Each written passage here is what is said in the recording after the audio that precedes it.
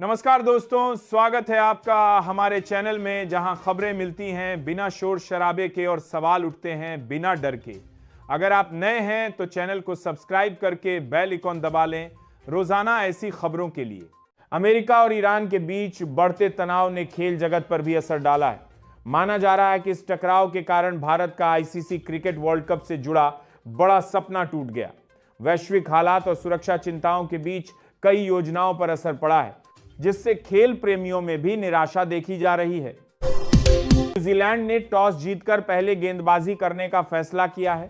भारत की ओर से अभिषेक शर्मा और संजू सैमसन की जोड़ी क्रीज पर उतर चुकी है। दोनों बल्लेबाज टीम को तेज शुरुआत देने की कोशिश करेंगे, जबकि न्यूजीलैंड के गेंदबाज शुरुआती विकेट लेने के इरादे से मैदान में उतरे हैं। अब देखना दिलचस्प होगा कि यह जोड़ी भारत को कितनी मजबूत शुरुआत दिला पाती है। पश्चिम बंगाल की मुख्यमंत्री ममता बनर्जी ने प्रधानमंत्री नरेंद्र मोदी पर निशाना साधते हुए एक पुरानी तस्वीर साझा की। उन्होंने दावा किया कि कार्यक्रम के दौरान राष्ट्रपति द्रौपदी मुर्मू खड़ी थीं, जबकि पीएम बैठे दिखे। ममता ने इसे प्रोटोकॉल और राष्ट्रपति पद के सम्मान से जुड़ा मुद्दा बताते हुए केंद्र सरकार पर सवाल उठाए। आसमान में मिसाइलों की खबरों के बीच भी दुबई की रफ्तार थमी नहीं है। बाजार, मॉल और सड़कों पर सामान्य चहल पहल देखने को मिल रही है। लोग खरीदारी और घूमने में व्यस्त हैं। सुरक्षा व्यवस्था कड़ी है और प्रशासन हालात पर नजर बनाए हुए है, जिससे शहर की जिंदगी फिलहाल सामान्य बनी हुई है।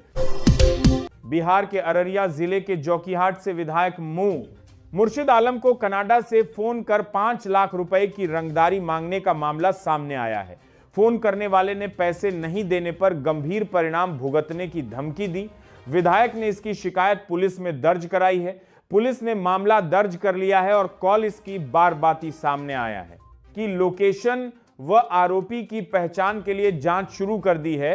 महाजंग की आशंकाओं के बीच चीन का रुख बदलता नजर आ रहा है। इंडिया के साथ रिश्तों को लेकर चीन अब नरम बयान दे रहा है और सहयोग बढ़ाने की बात कर रहा है। विशेषज्ञों का मानना है कि वैश्विक तनाव और क्षेत्रीय हालात के बीच चीन भारत के साथ संबंध बेहतर रखने की रणनीति अपना रहा है। बिहार के मुख्यमंत्री नीतीश कुमार के बेटे निशांत कुमार ने जनता दल यूनाइटेड जेडीयू की सदस्यता ली। पार्टी नेताओं ने इसे युवा सोच और मजबूत नेतृत्व की दिशा में बड़ा कदम बताया। उनका कहना है कि नई पीढ़ी के जुड़ने से पार्टी को नई ऊर्जा मिलेगी और संगठन को जमीनी स्तर पर और मजबूती मिलेगी। सरकारी सूत्रों ने स्पष्ट किया है कि फिलहाल पेट्रोल और डीजल की कीमतों में कोई बढ़ोतरी नहीं की जाएगी। सरकार का कहना है कि अंतर्राष्ट्रीय बाजार में कच्चे तेल की कीमतों और घरेलू आर्थिक हालात पर लगातार नजर रखी जा रही है। फिलहाल उपभोक्ताओं को राहत देने के लिए कीमतें स्थिर रखने का फैसला किया।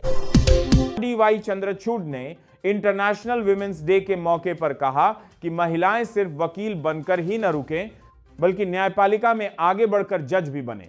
उन्होंने कहा कि अदालतों में महिलाओं की भागीदारी बढ़ने से न्याय व्यवस्था और मजबूत होगी तथा समाज में समानता और संतुलन को भी बढ़ावा मिलेगा। बांग्लादेश में हुए उस्मान हादी मर्डर केस में फरार 2 आरोपियों को इंडिया में गिरफ्तार कर लिया गया। पुलिस ने दोनों को वेस्ट बंगाल से पकड़ा। जांच एजेंसियों के मुताबिक आरोपी हत्या के बाद सीमा पार कर भारत आ गए थे, लेकिन पुलिस की कार्रवाई में उन्हें धर दबोचा गया।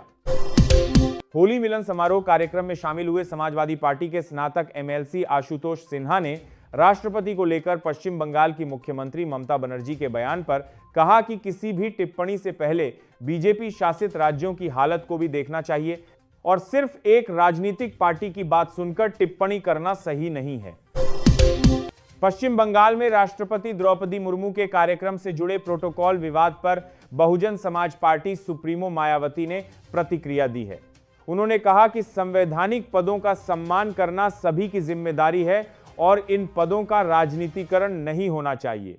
मायावती ने यह टिप्पणी सोशल मीडिया मंच एक्स पर पश्चिम बंगाल के हालिया घटनाक्रम को लेकर की।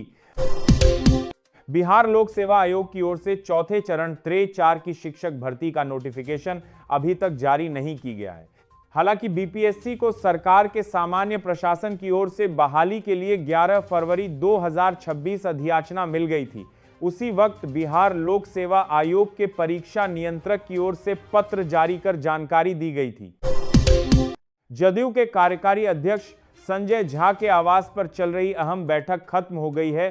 सीएम नीतीश कुमार के बेटे निशांत कुमार बैठक खत्म होने के बाद उनके आवास से निकल गए हैं। इस दौरान संजय झा ने बड़ा बयान देते हुए कहा है कि जब तक हाउस दिल्ली में चलेगा तब तक नीतीश कुमार जी दिल्ली में रहेंगे और बाकी समय वो बिहार में रहेंगे। दिल्ली में कर्ज प्रबंधन को लेकर बीजेपी और आम आदमी पार्टी के बीच सियासी टकराव तेज हो गया है। दिल्ली बीजेपी अध्यक्ष वीरेंद्र सचदेवा ने आपके दिल्ली प्रदेश अध्यक्ष सौरभ भारद्वाज के उस बयान की कड़ी आलोचना की है जिसमें दिल्ली सरकार द्वारा 1000 करोड़ रुपए के ऋण प्रबंधन पर सवाल उठाए गए थे। सचदेवा ने इसे राजनीतिक बयानबाजी बताते हुए राजधानी में बीते करीब 15 घंटे के भीतर आग की 4 अलग अलग घटनाओं ने दहशत का माहौल पैदा कर दिया। सदर बाजार की एक इमारत, रिठाला की झुग्गी बस्ती, महिपालपुर के वेयरहाउस और संगम विहार में चलती बस में आग लगने से अफरा तफरी मच गई। इन हादसों में 2 मजदूरों और एक किशोरी की मौत हो गई। देश में साइबर ठगी के मामले लगातार बढ़ते ही जा रहे हैं। मुंबई में साइबर ठगों ने एक जज को भी निशाना बनाया है। क्रेडिट पॉइंट के नाम पर 6 लाख की ठगी की गई है।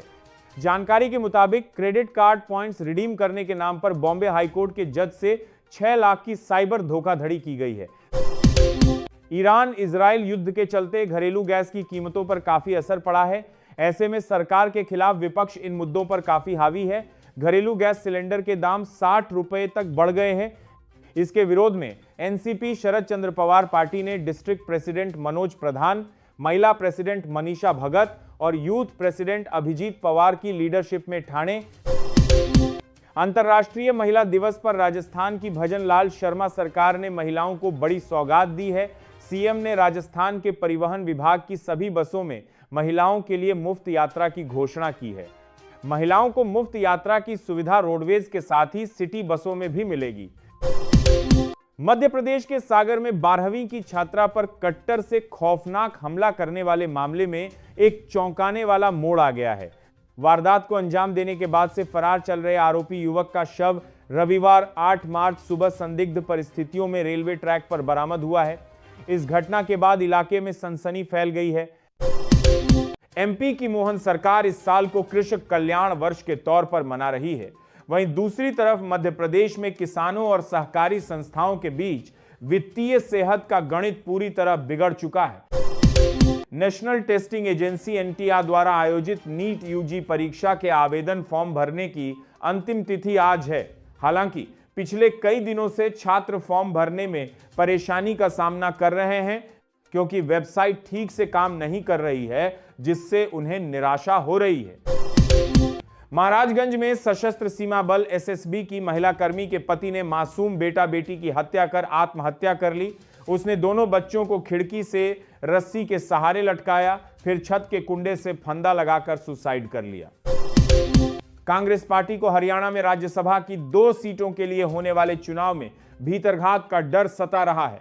दिल्ली में बैठे पार्टी के थिंक टैंक ने हालात को देखते हुए केंद्रीय नेतृत्व को सलाह दी है कि वोटिंग तक हरियाणा से कांग्रेस विधायकों को पार्टी शासित किसी दूसरे राज्य में शिफ्ट कर दिया जाए।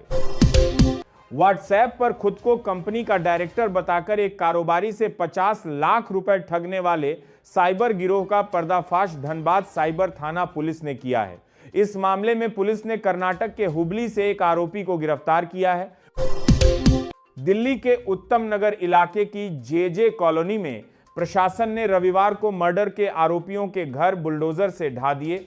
इस दौरान इलाके में भारी पुलिस मौजूद रही। इसके साथ ही 8वें आरोपी इमरान उर्फ बंटी 38 को भी गिरफ्तार किया गया है।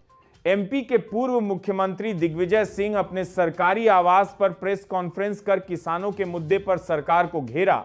दिग्विजय सिंह ने कहा कि रंगपंचमी के दिन सामान्य तौर पर प्रेस वार्ता होती नहीं रही, लेकिन आज आपको इसलिए बुलाया क्योंकि एमपी के किसानों के साथ लंबे समय से भेदभाव होता रहा है।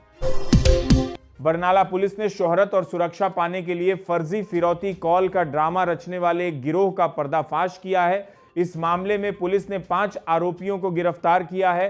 पुलिस ने आरोपियों के पास से एक बिना लाइसेंस वाली 315 बोर की पिस्तौल, धर्मशाला में तिब्बती आध्यात्मिक गुरु 14वें दलाई लामा के 90वें जन्म वर्ष और घोतोन द ईयर ऑफ कंपैशन के अवसर पर अंतर्राष्ट्रीय हलचल तेज हो गई है।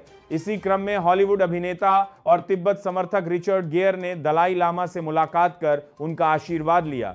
अगर यह वीडियो जानकारीपूर्ण लगी हो इसे लाइक करें, शेयर करें और हमारे चैनल को सब्सक्राइब करना ना भूलें। कमेंट में बताइए आपको यह वीडियो कैसी लगी। धन्यवाद दोस्तों, मिलते हैं अगले वीडियो में नई खबर और सच्चाई के साथ। जय हिंद।